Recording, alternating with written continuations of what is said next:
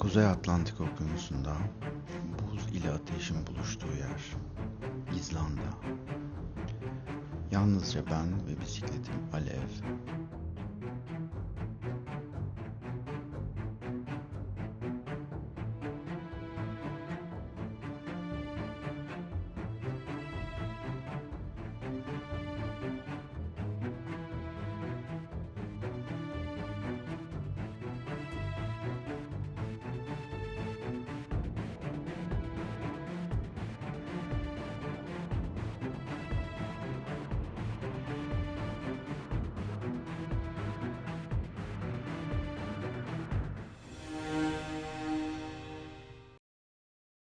Selam.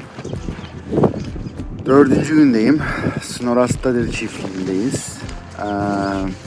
Sabah uyandım. Rüzgarlı bir hava var. 12 derece. Ama sanırım bugün şöyle bir şansım var. Gideceğim yöne doğru ilk defa arkadan rüzgar alacağım. Tailwind.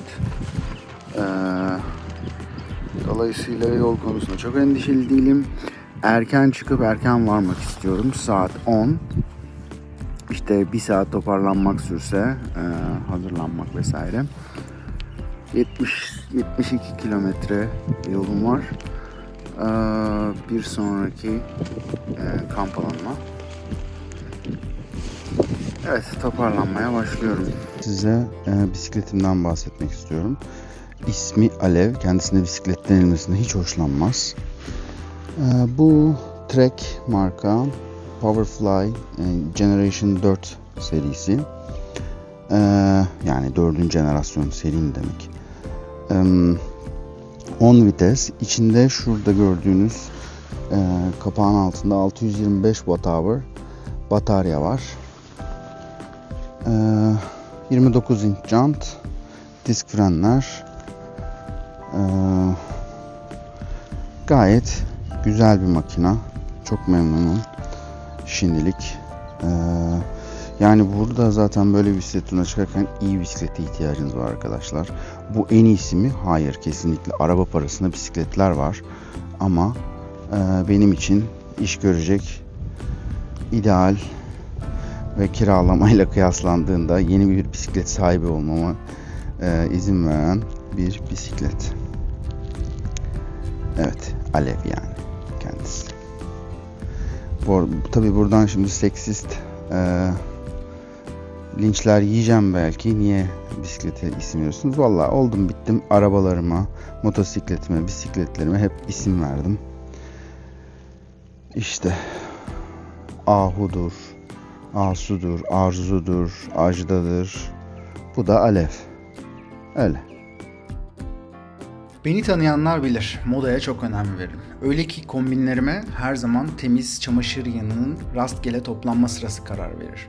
Ancak İzlanda'da hava yaz bile olsa ortalama 14-15 derece olduğu için ve inanılmaz hızlı güneşten yağmura, rüzgardan dondurucu sise dönebildiği için hasta olmamak adına çok katmanlı giymek çok önemli. İç katman için merinos yünü veya sentetik, hava alan, çabuk kuruyan, sizi terinizden üşütmeyecek bir tişört. Orta katmanda sizi sıcak tutacak, nefes alan, bence tercihen fermuarlı polar türü bir katman. Dış katman ise su ve rüzgar geçirmeyen, kapşonlu, tercihen Gore-Tex, teknik bir ceket ve pantolon.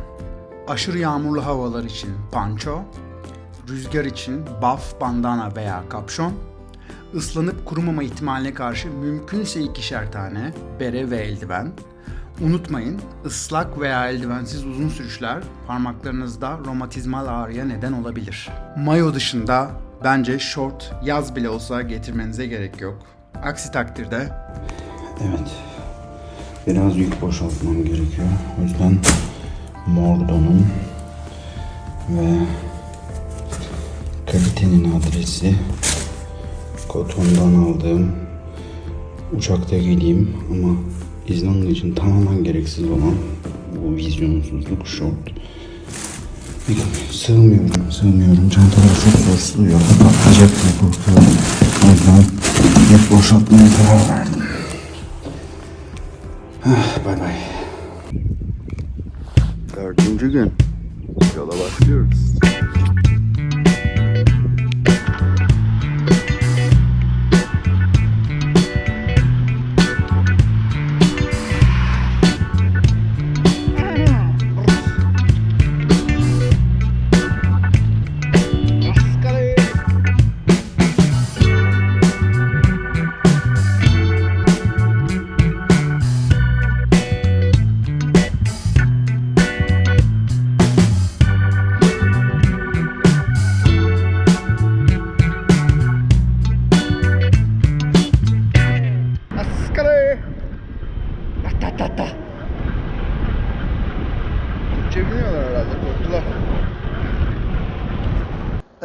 Sabah kahvaltısında sadece domates çorbası içtiğim için tabii ki de açım.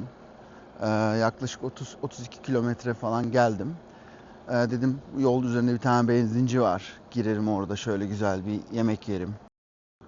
Evet, benzinci. Epic fail.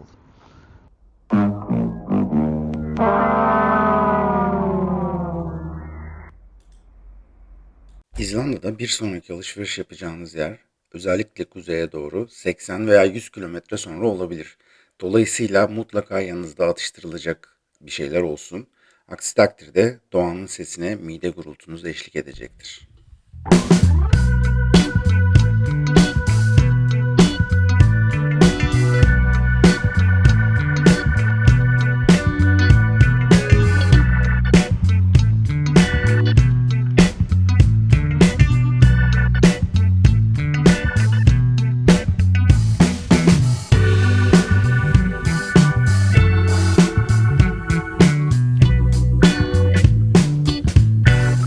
Benzincideki Epic Fail'dan 4-5 kilometre sonra Hotel Seyfellens diye bir yer buldum. İkinci bir fish and chips denemesi yapacağım.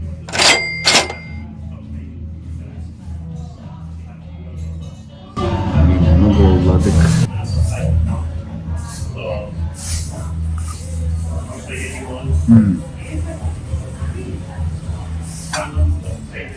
Bu Suriye işi fish and chips dedikleri şeyle alakası yok. Bu oranın lezzeti. Evet, bu da İzlanda'ya özgü bir tatlı. İsmi Torsugott.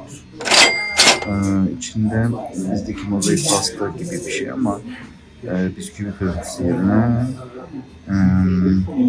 kıtır pirinç var ve karamel. Evet, çatallarını var burada. Işık kırılım kaldı.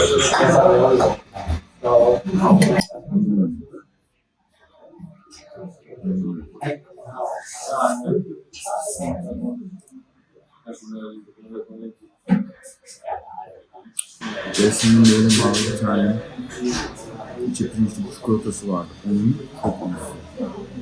Adamı söylemedim. Güzel. Zor öncesi güzel bir kalori.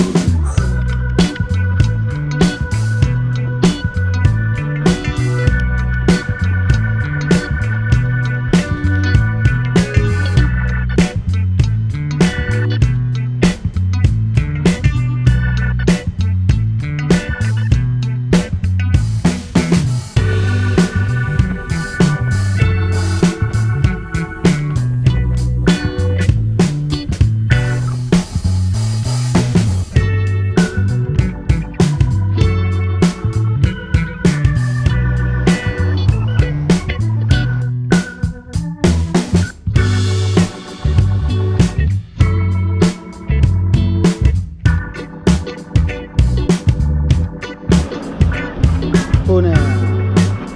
Abi nasıl bir güzellik ya?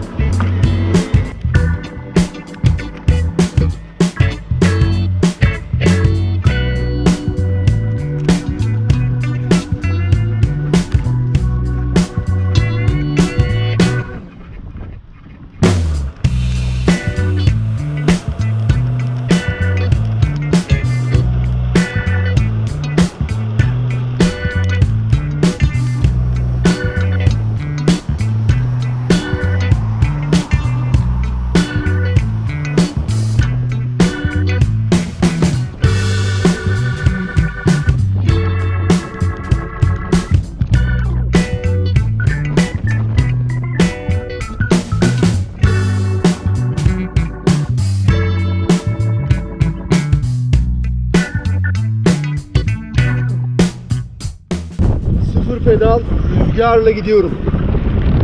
Çok acayip bir rüzgar var ama arkamdan. Yuhuu! İzlanda'da yola çıkmadan ve yol esnasında hava ve yol durumunu kontrol edip rotayı ve yolculuk saatlerini ona göre ayarlamak çok önemli. Rüzgar arkadan alınıyor olsa bile yolun bazı kısımlarında bu rüzgar illaki yana veya karşıya geçecektir. Özellikle dağlarda ve dağ eteklerine yakın yollarda 15 metre bölü saniye üzerindeki rüzgarlar sizi yolun içine veya dışına itebiliyor. Örneğin bu noktadan sonra rüzgarı sağdan almaya başladım ve bırakın bisiklet kullanmayı, bisikleti ayakta zor tuttum ve 4,5 kilometre boyunca bisikleti itmek zorunda kaldım. Kafamdan da birkaç defa acaba 112'yi arasam mı diye geçirdim. Özetle hava ve yol durumu alarmları orta seviye bile olsa dikkate alınması gerekiyor. İzlanda'nın havası şakaya gelmez.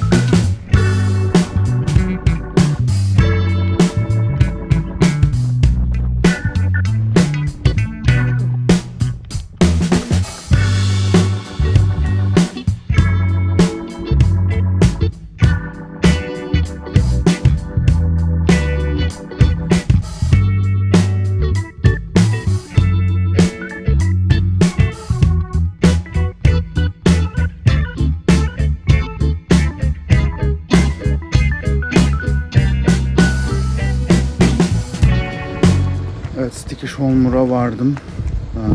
Hemen çadırımı kurmam lazım. Yağmur geliyor. Islanmadan çadırı kurarsam gayet iyi olacak. Hadi bakalım. Bu yolda bu arada yani ben böyle bir rüzgar görmedim. Bırakın bisiklet kullanmayı. Bisikleti tutamadım, yürüyemedim yani. Böyle bir şey yok. Panikten video falan da çekemedim ama sağ salim vardığıma çok sevinçliyim yani. Çok şükür yağmura yakalanmadan çadırı okeyledim. Hemen yatağı da okeyleyip içini doldurup artık bir bira mı içerim? Bir şeyler yaparım, biraz dinleneyim, telefonları falan şarj edeyim. Evet. 3-4 gündür hava çok güzel diyordum kendi kendime. Al sana güzel hava. Aha. Buyurun. Yağmur, çamur, kan, ter, İzlanda.